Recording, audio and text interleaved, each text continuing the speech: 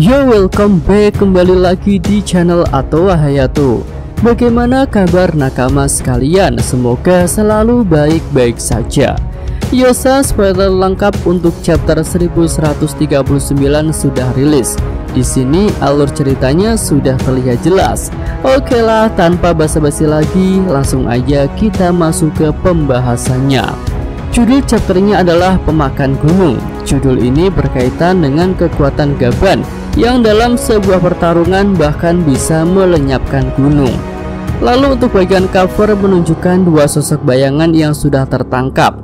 Mereka dibawa ke hadapan Wushu. Tampaknya dua orang itu adalah Pekuan dan Ulti. Oke, masuk ke cerita. Chapter dimulai dengan Luffy dan kelompoknya di Kastil Aurus. Raksasa penjaga tidak tahu di mana kunci Loki. Jadi Luffy dan kelompoknya terus mencari. Namun mereka tidak dapat menemukan apapun karena kastilnya terlalu besar. Kemudian mereka menemukan ruang tahta dan memasukinya. Mereka memperhatikan ada lubang di langit-langit.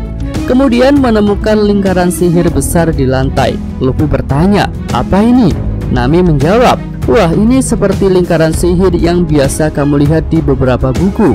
Jenis ritual tertentu di beberapa negara. Mereka bisa memanggil iblis atau semacamnya." Road berkomentar, "Kenapa ada hal seperti ini di ruang kerajaan? Menyeramkan sekali." Luffy berkata, "Aku merasa seperti pernah melihat lingkaran ini sebelumnya." Iya, tentu saja Luffy pernah melihat lingkaran itu saat Gorosei Saturn memanggil Gorosei lainnya. Kemudian tiba-tiba sebuah suara memanggil mereka, "Luffy Shitobi Jerami." Luffy kaget, "Hah, siapa itu? Apa kau iblis?" Nami merespon, "Iblis itu tidak ada. Siapa dia?" Road berkata, "Mungkinkah itu roh orang mati?" Lalu sebuah kapak besar terbang ke arah Road dan nyaris tidak dapat dihindari. Kemudian Luffy dan Zoro melompat dari tangan Road untuk mengamankan Nami. Nah, pria misterius dari beberapa chapter lalu akhirnya muncul. Dia duduk di singgasana. Road tampak mengenali sosoknya. "Ah, Yasan, mengapa kau ada di sini?" Nah, di sini kita mendapatkan kotak perkenalan. Manusia yang tinggal di Elbap, mantan bajak laut Yasan. Yasan menjawab, "Aku merasakan haki yang tidak biasa datang dari arah kastil. Tapi sepertinya sudah tidak ada, dan aku malah menemukan kalian. Aku pernah mendengar rumor bahwa Luffy Shitobi Jerami sudah mengalahkan Kaido. Itu membuatku ingin pergi ke Wano lagi setelah bertahun-tahun." Ya, di sini Yasan jelas adalah Skoper Gaban dari bajak laut Roger. Yasan memiliki rambut panjang dan memakai kacamata hitam yang sama seperti yang kita lihat pada flashback Oden. Tapi sekarang dia punya jenggot panjang dan besar. Ada bekas luka di dahinya yang berbentuk seperti api. Dia juga memakai kemeja Hawaii dan celana pendek. Wah, Gaban punya luka berbentuk api nih. Jadi apakah dia memang pria dengan bekas luka bakar yang tahu lokasi Road Poneglyph terakhir? Hal itu mungkin saja benar. Selanjutnya Road menjelaskan bahwa Yasan adalah suami Ripley dan ayah dari Kalan. Nami bertanya, apakah itu mungkin? Yasan turun dari singgasana dan berbicara dengan mereka. Yasan berkata, "Cinta adalah kebebasan." Ras telah bercampur lebih dari beberapa kali dalam sejarah, seperti Buccaneers, Dusun Dadas, suku kaki panjang, leher panjang.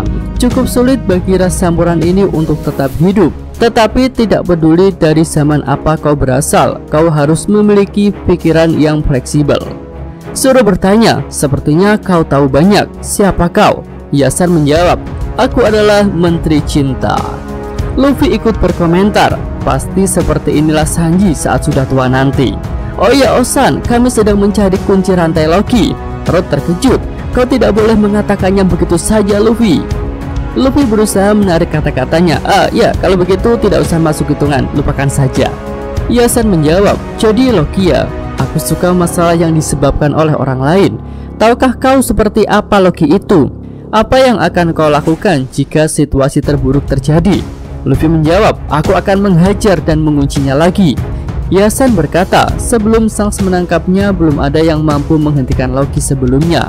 Kau bahkan tak tahu kekuatan macam apa yang dia miliki dan seberapa luas jangkauan kerusakan yang bisa dia timbulkan." Hei, tunggu! Ya, di sini Luffy dan Zoro berbalik dan mengabaikan Yasan karena berbicara terlalu panjang. Yasan awalnya terkejut dengan tingkah Luffy dan Zoro. Tapi dia jadi tersenyum saat mengingat kebersamaannya dengan Roger dan Rayleigh. Lalu ada sedikit flashback di sini. Roger berkata, "Aku sudah muak dengan semua peringatan itu. Apa kalian takut?" Rayleigh dan Gaban menjawab, "Bukan itu yang kami katakan." Roger berkata, "Jika kalian ingin menghentikanku, coba saja." Gaban menjawab, "Kami mengatakan penting untuk mengetahui resikonya." Roger, "Kau bodoh." Iya, flashback berakhir dan Yasan berkata, "Ruth, coba dorong singgasana itu." Ya, kita beralih ke pesta di desa. Oimo sedang berbicara dengan Usopp dan yang lainnya tentang Yasan. Oimo berkata, "Di antara bajak laut Roger ada 2 anggota kru yang jauh lebih kuat dari kru lainnya." Usopp terkejut, "Apa ada yang lain selain Rayleigh?" Oimo menjawab, "Ya, orang itu pernah membawa Roger berobat ke sebuah rumah sakit di tengah pegunungan. Sayangnya rumah sakit itu dikepung oleh bajak laut musuh. Tapi orang itu sendiri mengalahkan ratusan musuh dengan hanya 2 kapak. Setelah pertempuran itu tidak ada satupun pohon yang tersisa di gunung tersebut. Orang-orang memberinya julukan sebagai pemakan gunung." Oke, kita kembali ke kastil Aurus. Di halaman gada yang epik, Roth menggendong Luffy dan yang lainnya di tangannya. Lalu dia berjalan ke depan lorong rahasia di bawah singgasana. Tangga menuju ke ruang harta karun rahasia. Nami terlihat senang. "Iya, aku menyukainya. Yasan, ini adalah harta karun." Luffy merespon, "Apa harta karun?" Roth bertanya, "Yasan, mengapa kau tahu tempat ini?" Yasan menjawab, "Iya, menjelajah adalah hobiku." Rombongan mereka tiba di ruang harta karun, tetapi semua harta di ruangan itu ternyata sudah hilang. Yang tersisa hanyalah peti kosong. Lalu ada 1 kunci yang tersisa di tengah ruangan. Nami kecewa, "Mana hartanya? Itu semua hanyalah kotak kosong. Dasar pembohong." Yasan menjawab, "Jangan salahkan aku. Bagaimanapun ini adalah kastil yang kosong. Kau pasti tahu jika kastil kosong ini akan diincar oleh pencuri." Luffy yang tertarik dengan kunci lalu berkata, "Ah, itu kuncinya." Yasan berkata, "Ya, itu adalah satu-satunya yang tidak diinginkan oleh pencuri." Luffy akan mengambil kunci itu, namun sebelum Luffy bisa mencapainya, Yasan melompat dan mengambilnya. Lalu ia mulai melepaskan jubah dan topi kasanya. Yasan berkata, "Dengan kata lain, pembebasan Loki adalah sesuatu yang bahkan tidak diinginkan oleh para penjahat." Nah, beralih lagi ke pesta di desa. Oimo berkata, "Pria itu telah tinggal di Elbaf selama lebih dari 20 tahun.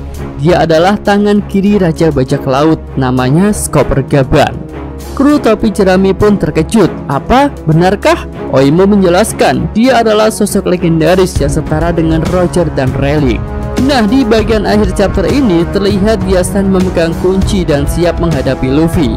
Skopper Gaban berkata, "Sekarang bisakah kau mengambil kunci ini dariku?" Luffy tampak terkejut saat mendengar hal itu. Gaban pun menegaskan, "Ambillah kunci ini dariku jika kau pikir bisa." Oke, itu aja pembahasan untuk spoiler lengkap chapter 1139 ini. Yosa Mimin Atwa Hayato. Terima kasih. Oke, cukup sekian video kali ini. Semoga nakama sekalian menyukainya. Terima kasih udah nonton. Jangan lupa like-nya dan subscribe channel Atwa Hayato. Yo!